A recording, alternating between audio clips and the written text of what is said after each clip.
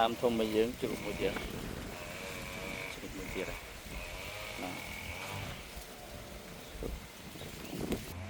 ហើយជាប់ហ្នឹងមានជ្រុះមួយដែរបាទ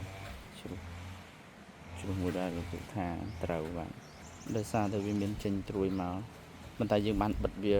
ពីរជើងណាបាទពីរជើងត្រួយវាចាប់ផ្ដើមវាអត់វិវត្តបាទហើយស្ដងចាប់ផ្ដើមចង់ចិត្តហ្នឹងគ្រូចង់ចិត្តបាទហើយប៉ោងនេះយើងហ៊ានដាក់ទឹកវាតាមគ្រូប្រាប់បាទបូអានេះអីវាចាប់តាមចង់ចិត្តអីបាទចិត្តអានេះបាទភាគរយគឺចិត្តច្រើនប៉ុន្តែស្ដងហើមនៅមានតិចតួចបាទនេះអីនៅចាប់ដើមចង់ចិត្តទៅបានហើមតិចអញ្ចឹងយើងអាចដាក់ទឹកបានទៀតទេបាទផ្លែនេះធំហើយបាទធំមែនតើមើលទៅសង្ឃឹមច្រើនដូចពុកនេះវិញបាទនៅច្រើនបាទដើមនេះនៅសល់ប្រហែលជាជិត20ផ្លែ